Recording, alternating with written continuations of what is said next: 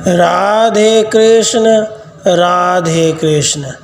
नारायण के द्वारा परम पुरुष परमात्मा श्री कृष्ण तथा प्रकृति देवी की महिमा का प्रतिपादन। श्री नारायण जी बोले, गणेश, विष्णु, शिव, रुद्र, शेष, ब्रह्मा आदि देवता, मनु, मुनीन्द्रगण, सरस्वती, पार्वती, गंगा, लक्ष्मी आदि देवियाँ भी जिनका चिंतन करते हैं, जिनका सेवन करते हैं, उन भगवान गोविंद के चरणारविंद का चिंतन करना चाहिए, जो अत्यंत गंभीर और भयंकर दाव अग्नि रूपी सर्प से आवेष्टित हो, छटपटाते अंग वाले संसार सागर को लांघकर उस पार जाना चाहता है और श्री हरि के दास्य सुख को पाने की इच्छा रखता है, वह भगवान श्री कृष्ण के चरणारविंद का चिंतन करें। जिन्होंने गोवर्धन पर्वत को हाथ पर उठाकर वर्ज भूमि को इंद्र के कोप से बचाने की कीर्ति प्राप्त की है, वाराह अवतार के समय एक अर्णव के जल में गली जाती हुई पृथ्वी को अपनी दाढ़ों के अग्रभाग से उठाकर जल के ऊपर स्थापित किया, तथा जो अपने रोमकूपों में असंख्य विश्व ब्रह्मांड को धारण करते हैं, उन आदि पुरुष भगवान गोविंद के चरणारविंद का चिंतन करना चाहिए। जो गोपांगनाओं के मुखारविंद के रसिक भ्रमर हैं और वृंदावन में विहार करने वाले हैं, उन व्रज वेशधारी विष्णु रूप परम पुरुष रसिक रमन राशेश्वर श्री कृष्ण के चरणारविंद का चिंतन करना चाहिए। वत्स नारद मुने, जिनके नेत्रों की पलक गिरते ही जगत सृष्टा ब्रह्मा नष्ट हो जाते हैं, उनके कर्म का वर्णन करने में भूतल पर कौन समर्थ है। तुम भी श्रीहरि के चरणारविंद का अत्यंत आदर पूर्वक चिंतन करो। तुम और हम उन भगवान की कला के अंश मात्र हैं। मनु और मुनीन्द्र भी उनकी कला के कलांशी हैं। महादेव और ब्रह्मा जी भी कला विशेष है और महान विराट पुरुष भी उनकी विशिष्ट कला मात्र है।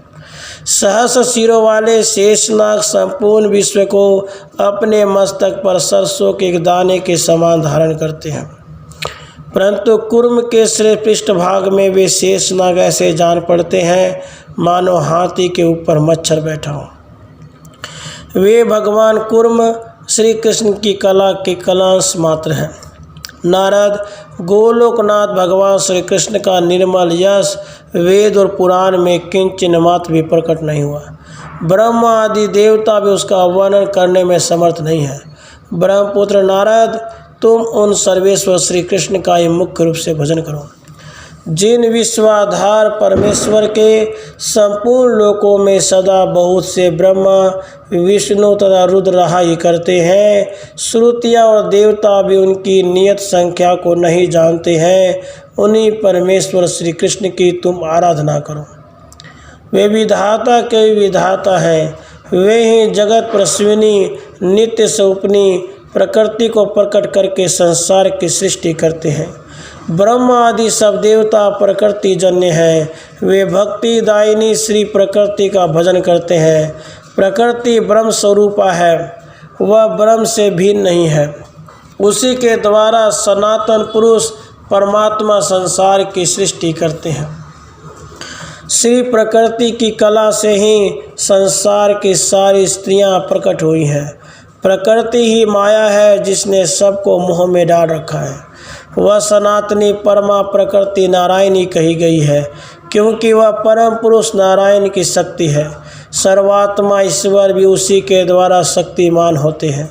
उस शक्ति के बिना वे सृष्टि करने में सदा असमर्थ ही हैं।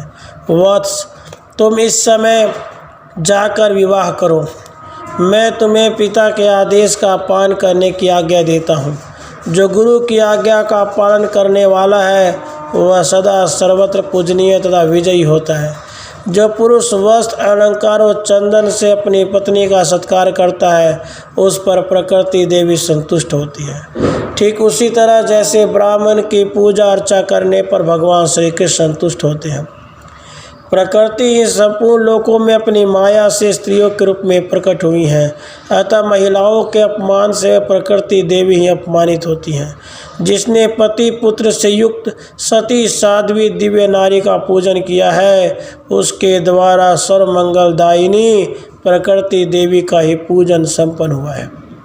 मूल प्रकृति एक ही है, वह पूर्ण ब्रह्म स्वरूपिणी है। उसी को सनातनी विष्णु माया कहा गया है।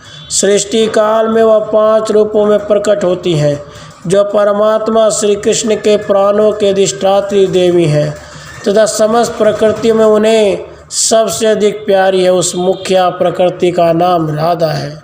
दूसरी प्रकृति नारायण प्रिया लक्ष्मी है, जो सर्व संपत्ति स्वरूपिणी है।